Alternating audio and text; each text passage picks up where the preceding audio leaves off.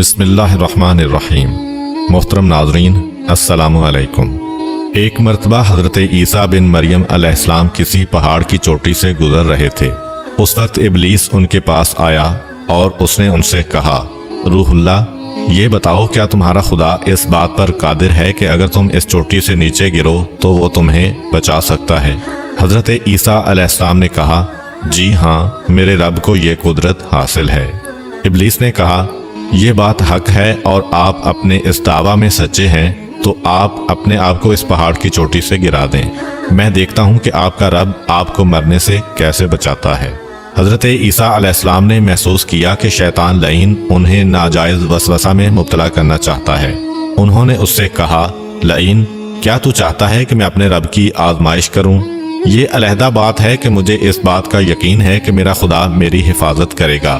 اللہ کا ہر فرمان برحق ہے اور ہمیں اس میں شک کرنے کی کوئی گنجائش نہیں ہے، لیکن میں خدا کی آزمائش نہیں کرتا۔ کچھ دنوں بعد ابلیس ان کے پاس آیا اور ان سے کہا، عیسیٰ علیہ السلام، تم تو اللہ ہو کیونکہ تم مردے زندہ کرتے ہو اور غیب جانتے ہو اور لوگوں کو غیب کی خبریں دیتے ہو۔ حضرت عیسیٰ علیہ السلام نے اس کی بات کاٹتے ہوئے کہا، لعین، تو جھوٹ بکتا ہے، میں خدا کا مستجاب الدعوات بندہ ہوں۔ اللہ میری دعائیں قبول کرتا ہے اور اسی کے حکم سے مردے زندہ ہوتے ہیں، اور جہاں تک غیب کی باتوں کا تعلق ہے تو خدا مجھے غیب کی اطلاع دیتا ہے، میں لوگوں کو اس کی خبر دیتا ہوں۔ جب ابلیس نے دیکھا کہ عیسیٰ علیہ السلام اس کے جال میں پھنسنے پر آمادہ نہیں ہیں تو اس نے چیخ ماری اور ان کے سامنے سے بھاگ کھڑا ہوا۔ ابو نصر نشاپور کا ایک سلطان ہو گزرا ہے۔ ایک مرتبہ وہ لاؤ لشکر سمیت اپنے دارالحکومت میں داخل ہو رہا تھا کہ ایک مکان سے قاری کی آواز نے اسے چونکا دیا۔ ابو نصر قرآن سننے کے لیے رک گیا۔ قاری نے دلسوز آواز میں سورہ آل عمران کی آیت نمبر 26 کی تلاوت کی، جس کا ترجمہ یہ ہے، آپ کہہ دیں کہ اے اللہ، تو ہی مالک الملک ہے، تو جسے چاہے سلطنت عطا کرے اور جس سے چاہے سلطنت چھین لے، اور جسے چاہے عزت دے اور جسے چاہے ذلت دے، تمام بھلائی تیرے ہاتھ میں ہے، بے شک تو ہر چیز پر قدرت رکھتا ہے۔ اس آیت مجیدہ نے سلطان کے دل پر گہرا اثر کیا۔ وہ یہ آیت سن کر کانپ اٹھا، گھوڑے سے اترا اور رکوع کیا، پھر سجدہ بجا لایا۔ کچھ عرصہ بعد اس قاری کی وفات ہو گئی۔ اس کے ایک دوست نے خواب میں قاری کو دیکھا کہ خدا نے اسے جنت میں عظیم مقام عطا کیا ہے۔ اس نے قاری سے پوچھا کہ تجھے یہ مقام کس وجہ سے نصیب ہوا ہے؟ قاری نے جواب دیا، میں تو ایک بدکار اور گناہگار انسان تھا، میرے نامہ اعمال میں کوئی خاص نیکیاں نہیں تھیں، مگر اس کے باوجود خدا نے مجھ پر خصوصی کرم کیا اور مجھے یہ مقام عطا کیا، اور خدا نے مجھ سے فرمایا، تو نے دنیا میں ایک سلطان کو ہماری عظمت یاد دلائی تھی، اس کی وجہ سے ہم آج تجھ پر رحم کر رہے ہیں اور تجھے بلند مقام عطا کرتے ہیں۔ جی ہاں، اللہ تعالیٰ کا فرمان ہے، فاذکرونی اذکرکم، تم مجھے یاد کرو، میں تمہیں یاد کروں گا۔ پرانے زمانہ میں انطاکیہ ایک بہت بڑا شہر تھا۔ یہ شہر ایشیائے کوچک میں واقع تھا۔ اس شہر کی لمبائی 12 میل تھی اور اس میں انسانوں کی ایک بھاری تعداد قیام پذیر تھی۔ انطاکیہ شہر کے لوگ گمراہ اور ظالم تھے، وہ ستاروں اور بتوں کی پوجا کرتے تھے۔ اللہ تعالیٰ نے ان کی رشد و ہدایت کے لیے ان کے پاس 2 نبی بھیجے۔ اہل شہر نے ان کی تکذیب کی تو ان کی تقویت کے لیے تیسرے رسول کو وہاں بھیجا گیا۔ چنانچہ تینوں انبیاء نے لوگوں کو خدا کے راستہ کی دعوت دی اور شہر کے گوشہ گوشہ میں انہوں نے تبلیغ دین کی، لوگوں کو توحید کی دعوت دی، معاد اور یوم قیامت سے آگاہ کیا اور انہیں عذاب خداوندی سے خبردار کیا۔ اہل شہر بڑے بدبخت تھے۔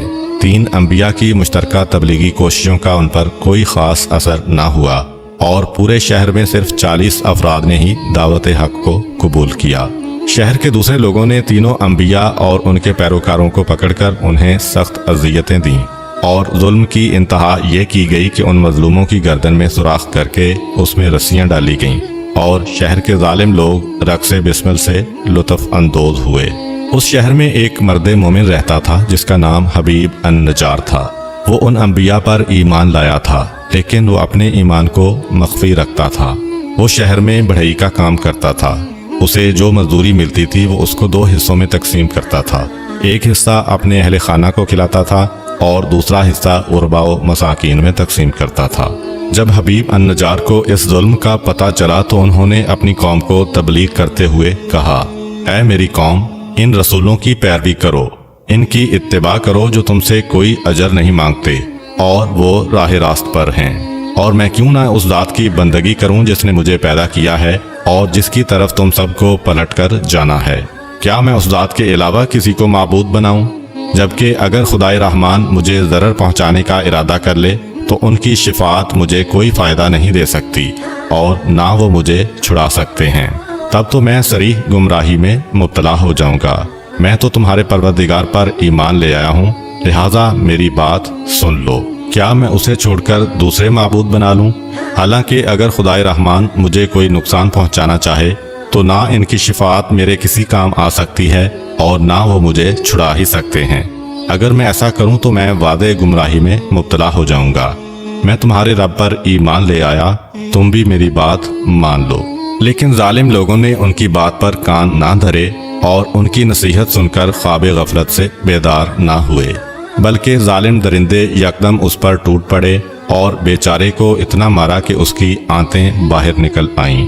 پھر اس کا گلا دبا کر قتل کر دیا اور لاشا کو ایک کنویں میں ڈال کر اس میں مٹی ڈال دی گئی اور وہ کنواں اس کا مدفن بن گیا۔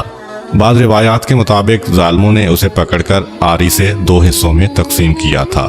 ایک اور روایت میں مذکور ہے کہ لوگوں نے اس کی گردن میں سوراخ کیا اور اس میں رسی ڈالی اور پھر اسے صلیب پر چڑھا دیا، جہاں اس کی موت واقع ہوئی۔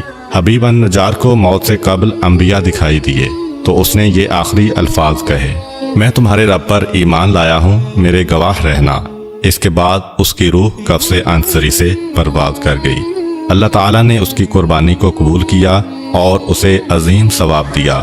اس کی روح جیسے ہی جسم سے جدا ہوئی تو اسے جنت بھیج دیا گیا، جیسا کہ قرآن مجید بیان کرتا ہے۔ حبیب النجار کو نیک انجام مبارک ہو۔ امید کرتا ہوں کہ آپ کو آج کی ویڈیو اچھی لگی ہوگی۔ اگر آپ کو ہماری ویڈیو اچھی لگی ہے تو ویڈیو کو لائک کریں اور مزید اس طرح کی ویڈیوز دیکھنے کے لیے ہمارا چینل سبسکرائب کر لیں۔